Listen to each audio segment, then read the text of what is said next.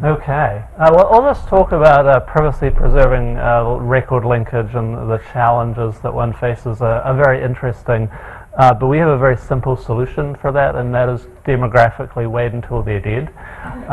And then you can do record linkage. There are still a lot of challenges, as I will show you, but that one is just goes away. So my job here is done. So we have about 1 billion records of transcribed census microdata from going back from 1940 as far as 1703. And those now are a tremendous resource for record linkage. They've been developed by the Minnesota Population Center in association with some genealogical companies. And in other countries, our partners in the North Atlantic Population Project, which brings together the 8 countries for which there are substantial spans of complete count census manuscripts that have been preserved. To sort of continue this task, we're meeting pretty regularly with them, and here we are in Copenhagen in April, sort of taking the project forward and discussing the next steps. A lot of which will be record linkage. Until the last 2 or 3 years, there weren't in most of these countries complete count censuses which were approximate enough to be able to link large numbers of people. So let's have a look at the sort of the source material that we're looking at. There's some lovely formal theory of record linkage, but in the end we, I think, come back to the sort of the practical problems of our specific source material. And with historical records, a lot of the challenges have to do with the long process that it has taken from the written page into a machine readable format. And so census enumerations were done orally. Typically the informant is sort of saying their name or their place of birth, their age, to the census enumerator, who's writing it down, as you can see, on a fairly cramped piece of paper, maybe in suboptimal conditions, standing in the rain on the doorstep. And then those manuscripts were preserved. In the 1930s, they started to be microfilmed. So there's potential loss of quality with some of the material there. The microfilm is then digitized beginning in the 1990s and continuing through the last couple of decades. And so at each step in the process there's a potential for information to be lost. And that's even before we come to the fallible transcribers who are taking this handwriting and making it into machine readable format. And so that is what we are often grappling with, is the errors introduced by those processes, and then the fact that we don't have uniquely identifying pieces of information. We have names and ages and birthplaces. So the material, when I mentioned sort of the transcribers, the highest quality data comes from Scandinavia, where this has been done somewhat professionally by the unemployed, prisoners, and students, and it's often been done by native speakers. In the US and Canada and Britain, a lot of the volume of the census records has been transcribed, contracted out to China and India. And I don't want to sort of deprecate their work entirely, but they're not native speakers. They don't have the long familiarity that a Norwegian unemployed person or prisoner. I'm saying these are not people who are necessarily that motivated, but they've been speaking the language for a long time, and they know some of the idiosyncrasies of it. And we have noticed, comparing our first complete count set of censuses from 1880 and 1881, from the US, Canada, and Britain, which was done by Mormon volunteers, and they were motivated by a higher power. They did a much better job on the sort of the long tail of hard-to-read entries than the material that's been transcribed by Ancestry and by Find My Past, where there's this longer tail of material that's not that good. There's a non-technical term for that, and you can insert your own.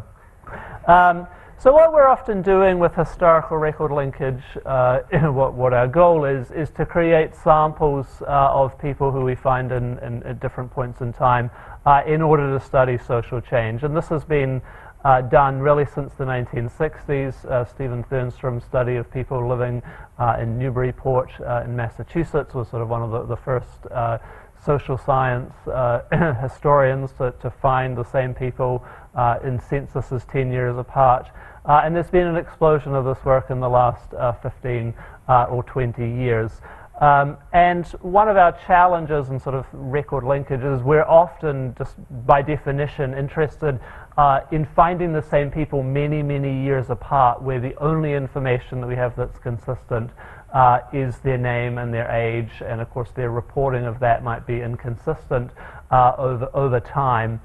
When we're thinking, well, maybe we can bring in the other family members, because other than on the Isle of Skye, the combination of your family members' names and their ages and the differences between those ages, that's often sufficient to identify a group of people.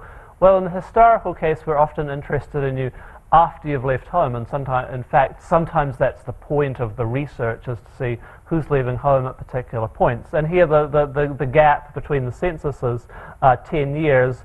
If you think about someone born in 1871 in the US, we have censuses every 10 years. So someone born in 1871 may very easily just be observed with their parents once. And so that's only one piece of information we have that places them with their parents. In 1890, 1900, they're highly likely to be living without their parents. They're in different family contexts at different points. And so often we're doing individuals with a limited amount of information. So I mentioned there's 1 billion census records. Where are these? They're on a computer. They're mostly from the United States, 730 million records starting in 1790. With 1790 through 1840, you just have household heads, so that's a little bit of a lie.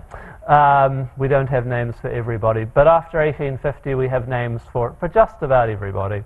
Of course, the process is fallible.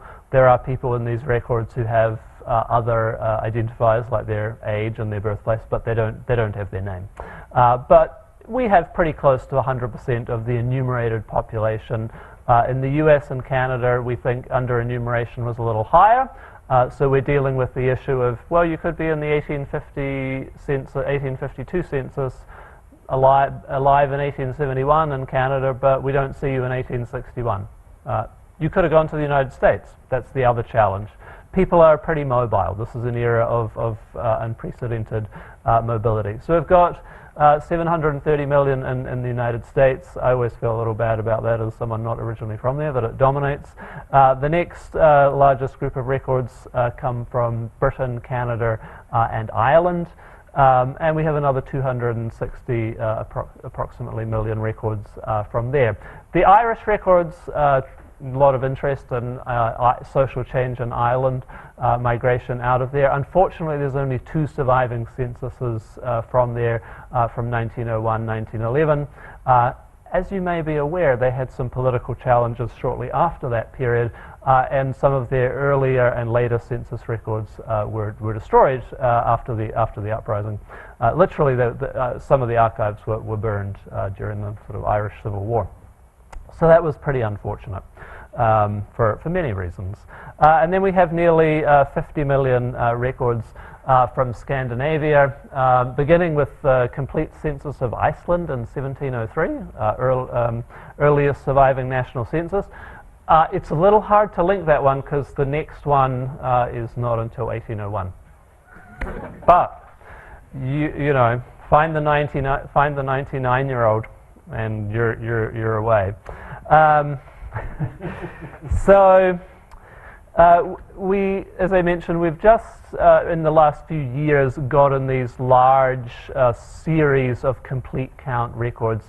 We've had for a while single complete count data sets, 100% data sets from a lot of countries. And so for the first sort of decade of this work at the Minnesota Population Center, we were focusing on linking samples to central censuses, or in the case of Britain, linking the one sample to the 1881 complete count. And so that has some different aspects to it than linking complete enumerations on both ends. One, obviously the scale, but also the way you think about your goal. Are you trying to eventually link everybody? And a lot of those samples are now are released through the North Atlantic Population Project. Now the key that I say with samples is we are not trying to link everyone. We're trying to get a representative sample of people. And so we've been very happy to link out of 1% samples to the 100% sort of central database, 1/7 of the people. That's great. And if we think they're representative of the rest of the population, we've looked at their characteristics at the baseline and later, to try and assess the representativeness of them, we're pretty happy. In Norway, where we have a lot more detail on birthplace, we're able to link a lot higher fractions, so around 1/3 compared to 1/7 in the US. Britain is somewhere intermediate because they have a little more detail on birthplace, but a little worse variation in how people say it. Basically, in Britain, people are asked to give their parish of birth, which is tremendous. There's 15,000 odd parishes, but people tell you lies. They tell you about the parish of, it's appropriate to give this example, the parish of Cambridge. Well, there's no parish of Cambridge. So people will give you place names that don't correspond to the entity which they're meant to be talking about, and so that's a challenge. So we've put these out there. People are now working with these, and things are getting published.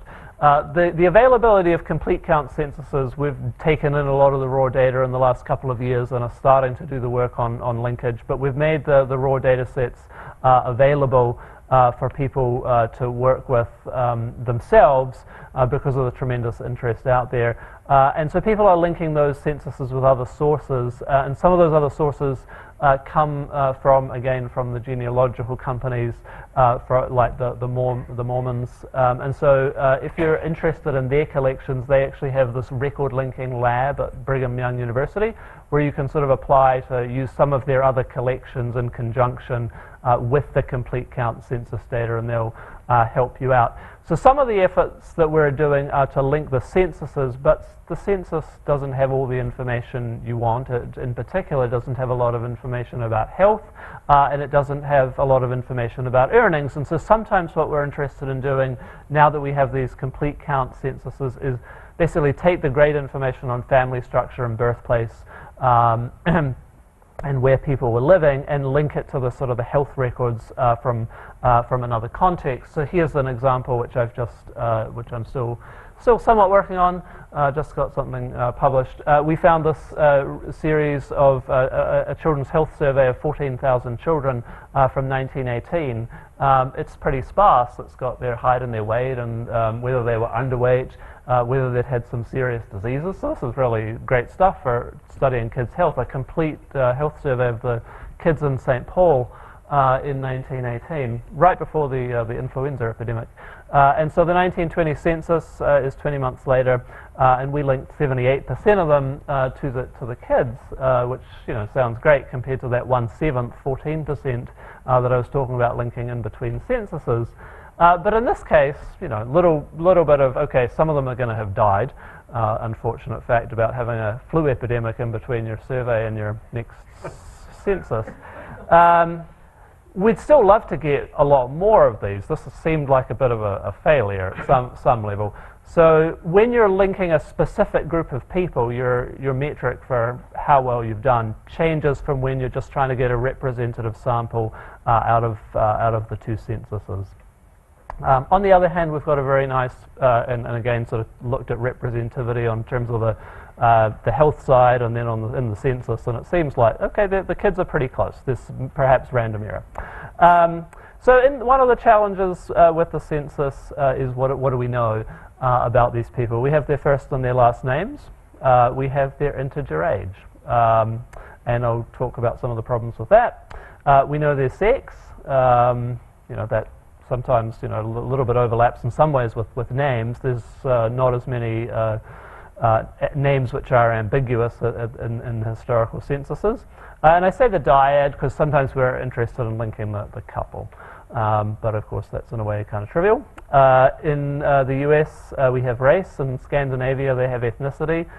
In the US it's a little more useful information, and in Scandinavia there's not a large ethnic minority population, but it does help in identifying the indigenous Sami in Sweden and in Norway in the north there.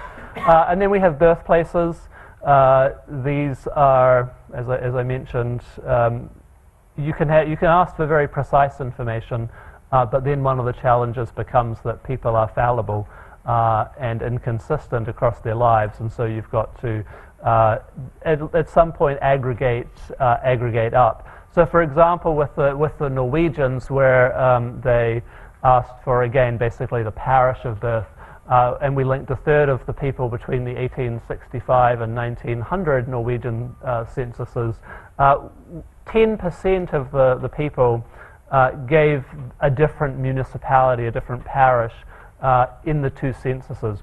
We restricted them to saying they were in the same province. So you've got to deal with that in some ways. There doesn't seem to be, at least as far as we can tell, much of a pattern to these things. Perhaps we just need to do some more data mining about it. It seems very random. There's certainly no concentration in an adjacent parish or the parish that they're in currently. It's all over the map. The nice thing about the US and Canadian stuff is that although it's just a state, people tend to remember that pretty accurately. It's harder to misremember that and forget which place was I born in. Tends to stick with you. And then, of course, you get more information at points. So, although we code it to the state or the province in the US or Canada, you do get people who are volunteering. Well, I wasn't just born in Ontario. I was born in Toronto, or I was born in Thunder Bay, or whatever place that they were living in. Moving along.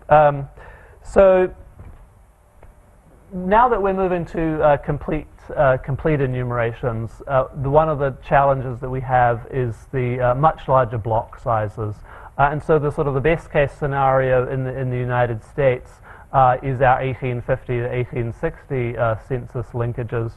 And you can see that the smallest block we have here in terms of 5-year ages. And we're thinking in terms of 5-year ages because people can misreport up to a window of 1 or 2 years around their actual age. 250,000 up to 1.5 million in any age group. Obviously, we're going to subdivide that into states of birth, but we're looking at much larger groups of people within the same age group who may potentially be the same. So a key part of any linkage process is obviously what do you block on. So I'll run you through the reasonable and unreasonable assumptions that we make. We ask that you stay the same sex over time. I think that's pretty reasonable. In the US, we've also blocked on race, so you have to be the same race in both censuses, and this cuts down on some of the block sizes, particularly in the southern states where the population is a little more equally divided in the size of the population, and so you can segment it into the black and the white population. Birthplaces, we require that your state of birth or your country of birth doesn't change. In Britain, we've used county because of this misreporting at the parish level. And same in Scandinavia, where again they've got high requirements. Please tell us the parish, but people misreport it. In terms of the size of the blocks that we're in, this is now sort of taking all of those blocks and moving beyond age groups. So we've defined a block here as people with the same sex, state or country of birth, and a one plus or minus 1 year window around your age. And so most of the people are in blocks of 50,000 or less. But you can see that there's some very large blocks where if you're a young adult in New York, there's hundreds of thousands of other people who we're going to have to consider your name in comparison to all those other people. So there's some computational problems that we need to deal with. How do we break these large blocks down even further? Going up to 1940, where the population had grown about threefold, some of these blocks become even larger again. Again, unsurprisingly, the largest ones are found in New York, where if you consider a plus or minus 1 year window, young adults, a group of young adults in New York, there's a lot of people born in the same year, and of course the smallest ones are old people living in places which weren't very heavily settled in the late 19th century. So if you're an 82-year-old born in the Dakota Territory, for example, hopefully we'll be able to find you 10 years earlier, because there's not a lot of you. And we know you are still alive 10 years earlier. So this is one of the things that we're consistently doing, is going backwards, so we don't have to deal with the issues of mortality. I mentioned that age misreporting is a problem, and this is more extreme in the 19th century. There's a pattern not just of heaping on the zeros and the fives, which I think is sort of well known, but also somewhat on twos and eights. And you can see that it's not the same for everybody in the population. I mean, it's pretty extreme. 14. This should be close to 10% on each digit. You're going to see a little decline because, of course, in any decade, you're going to get fewer people with mortality throughout the decade. And then there's birth cohort variation. But you can see for people who are non-relatives, and so there's a sort of the information being reported by the household head or the household head spouse may be incorrect. That's way more extreme for non-relatives, where you're getting this heaping on round numbers to a large extent. We also see it, however, even with the group of guys who we've linked. So taking the people who we successfully linked from 1880 to 1900, you can still see this pattern of age heaping with the zeros, fives, twos, and eights predominating. Okay, moving along to 1940, the problem is somewhat reduced, but it's still there, and it's still there to some extent for the same groups of people. People where there's the sort of information gap in the informant, and I use the African American population as perhaps less well educated, less numerate, and you can see that age heaping is stronger in those groups than in the general population. We use names as a critical identifier, and so how are names reported? You know what a name is, but there's a great deal of variation. Ideally, we'd have, if everyone had a middle name, and hopefully multiple middle names, that would be really, really helpful, because that would give us more separate identifying points of information about a person. So these people down here, Gladys M.E., W. Sydney S., that would be great if everybody was reported like that. Two full names. It's not by chance that I've given you 4 women's names and 1 men's name as an example. These tend to be women with, what you can see. These names that are often go together. Joanne, Mary Lou, that kind of thing. As it turns out, most people, however, just have 1 name reported. There's not a whole lot of regional variation in that sort of headline number. There's a little bit of interesting regional variation in 2 initials being a little more common in the South. And then moving along, it varies a little bit by birthplace as well. So that if you're foreign-born, we only get 1 name on you. There's fewer people in the foreign-born blocks, so maybe that's not as much of a problem. Similar pattern in 1940, but the 2 names, more regional variation there. We use, to do the name comparisons, we use the Jarrow-Winkler string comparator.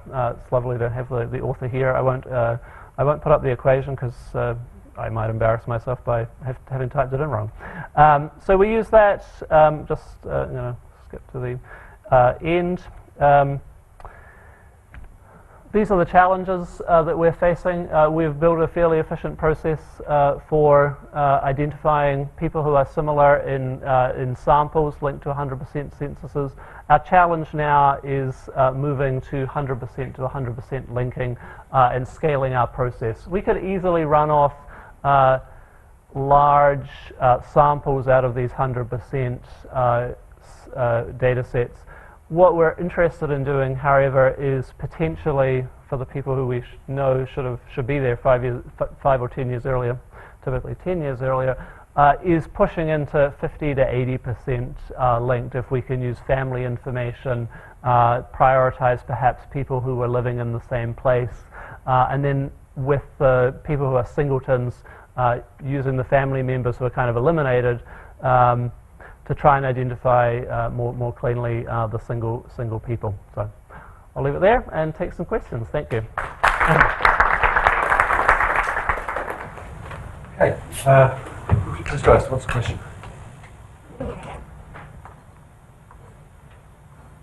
Chris.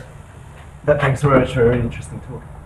So it was interesting that both you and Jarrett yesterday have applied a principle to what you might call data linkage quality that is probably quite different to how we might formulate it normally. In other words, we try and get the best match. So Jarrett talked about parsimonious solutions, and you talked about thinking about in terms of bias. In other words, representativeness, what was important. Yep. And I think maybe that's the way we should sometimes be thinking, particularly where we have more dirty data. So those other concepts of quality are probably unattainable. Yeah. Therefore, we should look at how much damage it's going to do to the research process, which is normally biased. I wonder if you could just talk a bit more about that. I think that's right, and I think that's that has become sort of the way that historical social scientists do this. I was just reading a paper the other day.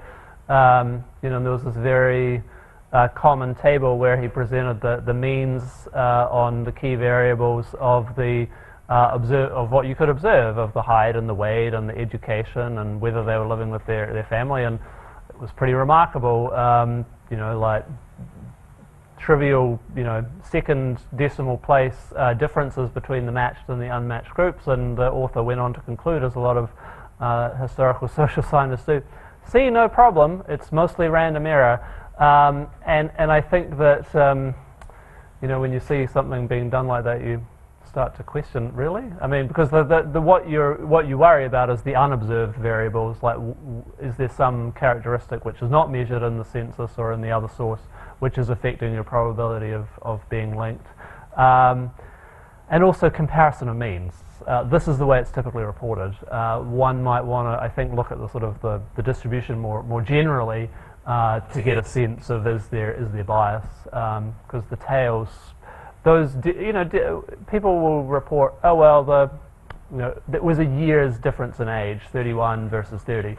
Well, that 31 versus 30 could be coming from an important difference in the tails, and so I think there's not enough consideration of those aspects in the literature. Just following up on that, I guess for the more modern data, which is what I'm more familiar with, and especially in the US, when you're doing linkage, the biases come in because of nature, and it came up yesterday, in the ethnicity of the names. And so if you think of, in historic US or these countries, was there less of that going on such that, I guess the rarity of the name directly goes into record linkage. And so what I've observed is missing social security number, which is another big thing. We don't miss. Those are the ones that tend to give you that bias. You're going to miss the people who are in the lower socioeconomic realm because of those missingness. Is that I think with in historic data? On the ethnic issue, it gives and it takes away. If you get consistently reported ethnic names, it's great because they're pretty rare.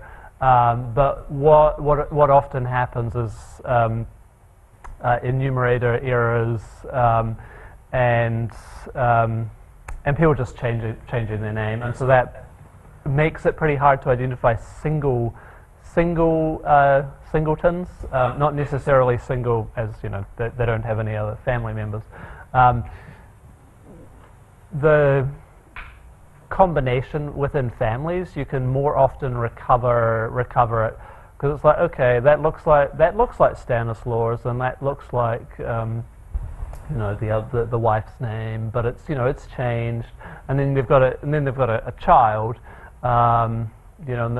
so you can do it for families a little better. But yeah, it is an issue. The being native born makes you much more likely to be linked. Yeah. Have you done any comparisons of when my ancestors came to America from Ireland? Some of them kept one spelling and others, watching the spellings drift over time. Have you modeled that? We haven't. I mean, it's something that we've and maybe we've observed a lot, anecdotally. One of the things I've just been working on finding people who were return migrants to Norway. So they're identified in the 1910 Norwegian census as they were return migrants, and I know when they came back to Norway. So then I find several thousand of them in the 1900 US census, and that was pretty successful. They're fairly distinctive names. One thing that I really observed very strongly there was that in Scandinavia, on both before and after, it's like Anderson, E-N, and in the US it's like Anderson with an O. So there's a lot of that going on. Because we're just using the string comparator, if it's not affecting the score too much, we're not worried about it too much. So we haven't modeled it to a great degree. So. Okay. Well, thank you very much. Right, Peter's asked me to